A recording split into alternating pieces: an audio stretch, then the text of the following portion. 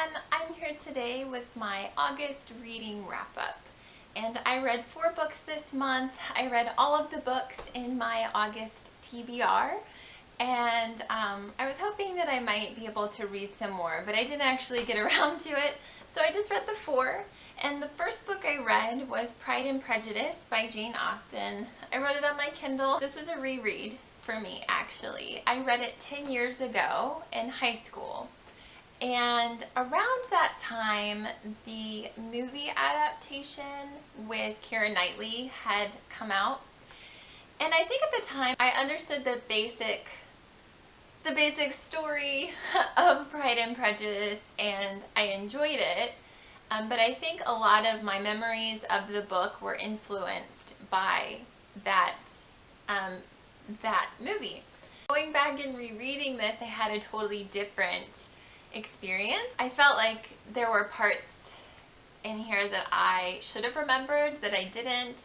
It's just really witty and funny. A lot of the characters I liked a lot more this time around than I did the first time. Like Caroline Bingley, I think I don't know, she didn't really stand out to me the first time, and she just provided a lot of comic relief for me.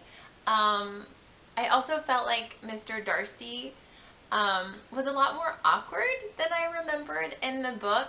I really enjoyed it. I also really enjoyed that in the book, at the end, Jane Austen actually writes a little bit about what happens to all of the characters. I gave Pride and Prejudice 5 stars on Goodreads, and I think every time I read it, I'll just like it more and more. The next book I read was Peter Pan by J.M. Barrie, and I actually got this beautiful edition from Deco Books. A couple videos back, I actually did a bookshop tour of the store where I purchased this. It's a really unique bookshop, so if you want to check it out, I will put a link somewhere in this video where you can watch that if you would like. But anyway, I picked up this beautiful edition of Peter Pan, and I really liked this. I have seen several movie adaptations of Peter Pan. I think all of those adaptations have bits and pieces from the book, but not all of them have all of the book. This has some adult situations in it that I was not aware of until I started to read it. Like, for example, Tinkerbell. Basically every scene where Tinkerbell and Peter Pan are together in the book, Tinkerbell calls him a silly ass. Also, there's a little bit of violence that I wasn't expecting. Like the Indians, when they describe the Indians, they actually wear the scalps of people that they've killed around their waist. The Lost Boys actually kill pirates, and pirates kill the Lost Boys, and there's like battle scenes and stuff like that. So it gets a little gruesome. So I would just be aware of those if you decide you want to read this to your children. It was a fun read, and I'm looking forward to Jen Campbell's discussion about this book. I think sometime in September she's going to put up a video talking a little bit about Peter Pan. So I read this in preparation for that read along. So like I said, looking forward to seeing her video on that. And I gave this 5 stars. The next book I read was The Language of Flowers by Vanessa Diffenbaugh, and I hauled this in my very first video here on YouTube from Half Price Books. And I didn't know anything about it when I hauled it. I just was attracted to the cover, and then the story seemed interesting. And basically it's about a girl named Victoria, and Victoria has been a foster child her whole life. Her entire life she has been in the foster care system, and she's been tossed around from home to home to home. And just being in that environment, she has become very defensive, and she also has basically shut down to the outside world.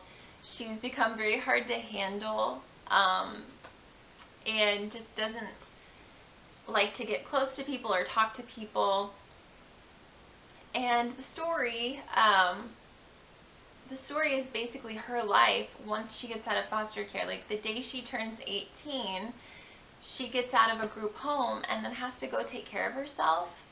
And it talks about all of the decisions and experiences that she does after that. And she makes a lot of mistakes.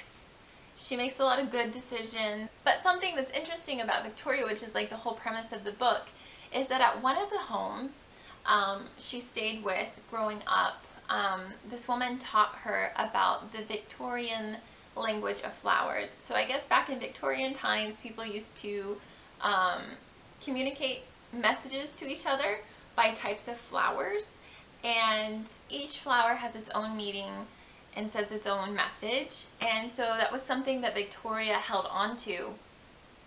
And whenever she wanted to say something to somebody but didn't actually want to say it, she would give them a specific type of flower, and that was kind of her way of getting something off of her chest. It's just such a heartbreaking book, but it's such a good book. I cried a few times. You really root for Victoria, and you want her life to get better, and you want her to make the right decisions. It's a really good book. I really enjoyed this. I gave it 5 stars. The last book I read was a much anticipated book for me, and I have weird feelings about it. It's Chocolat by Joanne. And as I mentioned in my TBR and also my book haul video, where I hauled this from Half Price Books, I've wanted to read this for a while. The movie is one of my favorite movies. I did not know it was a book until after I had seen the movie and fallen in love with it. So I went into this book thinking it would be like the movie, and it's really not. It's kind of like an alternate reality with the same people. It's strange. Like one of the major differences for me between the book and the movie is there's Count Renaud and there's the priest in the movie, but in the book it's just Priest Renaud. So that was surprising to me at first. Also, Pantouf is not a kangaroo, he's a rabbit. There's just lots of little things like that that are quite a bit different. The basic storyline is the same. So Vianne Rocher and Anouk come into this little French town of Lansquet, and it's a very conservative town. Whenever they arrive, it's during Lent, and Vianne opens a chocolaterie, which is very controversial, and the priest doesn't like her because of that. The book goes back and forth between the priest's perspective of the community and Vianne's perspective of the community and the priest. I really liked this book. There is apparently it's a series now because I waited so long to read it. I'm not going to pick up the sequel immediately. I need to just let this sink in, just because it wasn't what I was expecting. I liked it a lot, but like I said, it wasn't what I was expecting, and I still love the movie. I gave this 5 stars. Those are the books that I read this month. I'll be back soon with my September TBR. So have a good day. Bye, guys.